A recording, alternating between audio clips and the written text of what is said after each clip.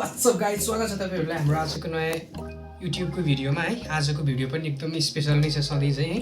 र आजको भिडियोमा म तपाईहरुलाई डबल लिफ्ट भन्ने एउटा मुभ छ। यो एकदमै फेमस कार्डिस्ट्री मुभ हो है। यो लगभग उनको मोर देन 70% जादु चाहिँ यी डबल लिफ्टबाट नै परफर्म हुन्छ है। कार्ड म्याजिकको कुरा गर्दैछु म, अरु म्याजिकको हैन, कार्ड म्याजिकमा। र यो तपाईहरुले बेसिकदेखि यो एकदम प्रोफेसनल मजिशियन्सहरुले यो युज गर्छन् है। र यो युज गर्ने भने तपाईको लगभग धेरै जसो सबै म्याजिकहरु इन्कम्प्लिट हुन्छ। तपाईहरुले यो मुभ जान्नै पर्ने हुन्छ हैन। यो मुभ कस्तो देखिन्छ, के देखिन्छ भनेर म तपाईहरुलाई ट्रेलरमा देखाइहालेँ हैन। ट्रेलरमा देखाएको एउटा एकदम सानो मुभ हो हैन, सानो भेराइटी हो। मैले भेरिएसन त्यो अब सबैले युज गर्ने नर्मल भेरिएसन हो मैले देखाएको हैन। त्यो भनेको लगभग कस्तो भने समुद्रबाट एक जग पानी निकालेर देखाएको जस्तो हो। त्यो मुभबाट तपाईहरुले पुरै के पो गर्न सक्नुहुन्छ। अब त्यो पुरै नगरौँ हैन, संसार बाहिरको कुरो हो त्यो हैन। अब सो आज चाहिँ हामी कसरी गर्ने त यो डबल लिफ्ट भन्ने मुभ भन्ने सिकाउन गइरहेको छु हैन।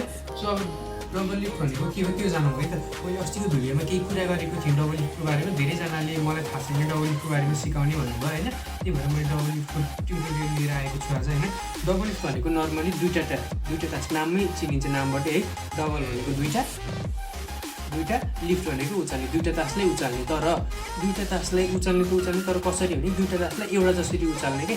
मैले यहाँ सपोज हैन डबल लिफ्ट गरेको चिनिनु होइन है। मैले यहाँबाट एउटा तास यसरी लिएँ हैन। सो हामीसँग छ यहाँ पानाको एक अब स्पेक्टेटरले यहाँ दुईटा तास स्पेक्टेटरले यो कसरी लिएको भनेर थाहा पाउनु भएन है। यो साइलेन्टली सिक्रेटली अब यो उठाउने तरिकालाई डबल लिफ्ट भनिन्छ, उठाएकोलाई डबल लिफ्ट भनिन्छ। अब यो यसरी यो लिने धेरै भेराइटीहरू छन् हैन। म आज बेसिकदेखि प्रोफेसनल लेभलसम्मको सिकाउन गइरहेको छु तपाईहरुलाई हैन। सो बिना टाइम वेस्ट गरेर सिधै जाउँ हामी ट्युटोरियलतर्फ। सो अब चाहिँ हामी सबभन्दा पहिला भनेको रिफल डबल लिफ्ट भन्छ हैन। यो एकदमै बेसिक हो है। यो धेरै जसो बिगिनर्सहरुको लागि हो है। अब तपाईहरु बिगिनर हुनुहुन्छ भने प्लिज यही मेथड युज गर्नु होला हैन। अब यसको लागि गर्नलाई चाहिँ क्यामेरा एंगल यता चाहिन्छ, प्लिज क्यामेराम्यान हाम्रो यता आइदिनु हुन्न। सो गाइज हैन, हामीले भन्दै थियौँ रिफल भनेको त जसरी यसरी कार्डलाई अप एन्ड डाउन यस्तो गरे तपाईहरुलाई थाहा छँदैछ हैन। अब रिफल गर्दाखेरि के गर्ने भने तपाईहरुले कार्डलाई मेकानिक्स ग्रिपमा समात्नु पर्ने हुन्छ हैन। यो गर्दाखेरि मेकानिक्स ग्रिप भनेको यो मैले धेरैवटा भिडियोमा भन्दै आइरहेको छु यसरी हैन। अब के गर्ने भने तपाईहरुले यहाँ मुनिबाट यो यसरी यो ह्यान्डलाई यहाँ राखेर यसरी रिफल गर्दै जाने हैन। रिफल गर्दै गएपछि यहाँ हेर्न सक्नुहुन्छ दुईटा तास जति बाँकी भएपछि यहाँ एउटा सानो पिङ्की फिङ्गर जुन छ हैन, यसलाई पिङ्की ब्रेक भन्छौँ हामी है। पिङ्की फिङ्गरलाई नदेखिने गरी यसरी यहाँ फसाउनु पर्ने हुन्छ हैन। हामीले यहाँ यसरी यसलाई पिङ्की फिङ्गरले यहाँ फसाएर दुईटा तासलाई यहाँ उठाउने। अब त्यसपछि हामीले के गर्ने भने यहाँ ब्रेक भइसकेपछि त यहाँबाट उठाउन सजिलो हुन्छ।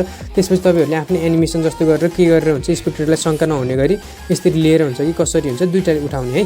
अब मैले नर्मली अब तपाईहरु बिगिनर हुनुहुन्छ भने के गर्ने भने यहाँबाट पिङ्की ब्रेक यसरी मैले भने जस्तै रिफल गर्ने, यहाँ यसरी अड्डाउने हैन।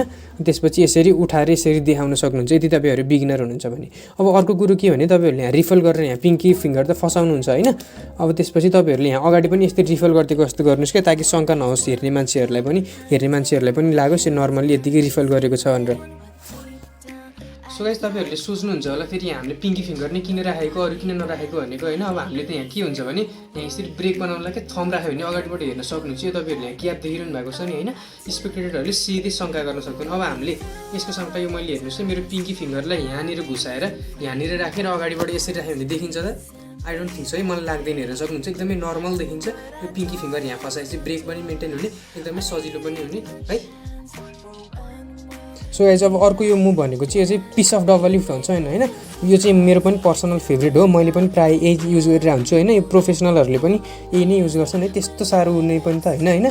अब यो कसरी गर्ने भन्दाखेरि चाहिँ अब यहाँ के हुन्छ भने तपाईहरुले यहाँ तास लिनुहुन्छ हैन, लगभग यो मेकानिक्स ग्रिपमा। त्यसपछि हामीले थम्बले छ नि हैन, थम्बले दुईटा तासलाई धकल्दिने हेर्न सक्नुहुन्छ यसरी यहाँ मेन्टेन गरेर। र यहाँनिरबाट पिङ्की फिङ्गरलाई यो दुईटा तासको मुनिपट्टि यसरी घुसाइदिने र अनि अर्को ह्यान्ड ल्याएर यसरी मिलाएको जस्तो गर्ने है। म फेरि भन्छु तपाईहरुले बुझ्नु भएन होला। मेकानिक्स ग्रिपमा समात्ने यसरी, र तपाईहरुले यहाँ दुईटा तास के अब डबल लिफ्ट गर्दै हुनुहुन्छ कि ट्रिपल लिफ्ट गर्दै हुनुहुन्छ तपाईमा डिपेन्ड गर्छ हैन। ट्रिपल लिफ्ट भनेको तीनटा तास एउटा जसरी उठाउने, तीन चारवटा हुन्छ, धेरै चाहिँ नगर्नु होला है। एक सिधै शङ्का जान्छ, शङ्का हुनसक्छ है।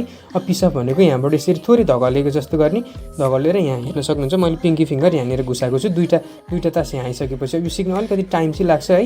तपाईहरुले यसलाई अलिकति मिहिनेत गर्नुपर्ने हुन्छ। सिधै एकैचोटि गरेर चाहिँ स्पेक्टेटरलाई परफर्म नगर्नु होला। म तपाईहरुले बिगिनर हुनुहुन्छ भने रिफलवाला यो सजेस्ट गर्छु हैन। नत्र अब यहाँबाट के गर्ने पिङ्की फिङ्गर देखाउने। र अब तपाईहरुले अलिकति कार्डिस्ट्रीमा अलिकति इन्टरमिडिएट लेभलमा हुनुहुन्छ भने अब यो घुमाएको कसरी हुन्छ यो नदेखिने गरी यस्तरी हातमा यसरी घुमाएर यसरी देखायो भने स्पेक्टेटरले शङ्का गर्दैनन्। सो अब लास्टको अर्को हाम्रो थर्ड नम्बरको टिप भनेको यसलाई थम काउन्ट अथवा पिङ्की काउन्ट जे भने पनि हुन्छ होइन। थमले काउन्ट गर्नेलाई थम काउन्ट होइन, पिङ्कीले काउन्ट गर्नेलाई पिङ्की काउन्ट भन्छौँ होइन। अब के हुन्छ भने यसमा चाहिँ यहाँबाट यसरी थमले यसरी 1 2 3 कतिवटा तास्छ होइन, यहाँबाट गनेर यसरी ल्याउने र यसरी यो हाम्रो यहाँ थमले गन्छ र पिङ्की फिङ्गर फसाउने है।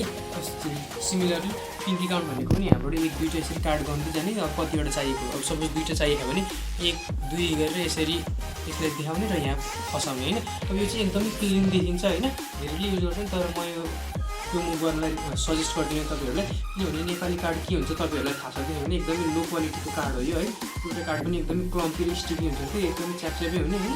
सजिलै स्पेक्टेटरहरूले तपाईँहरूलाई क्याच गर्न सक्छ। अब डबल लिफ्टमा 2 हाम्रो थाहा भयो भने यसै तपाईँहरूको के तमाम भइहाल्छ।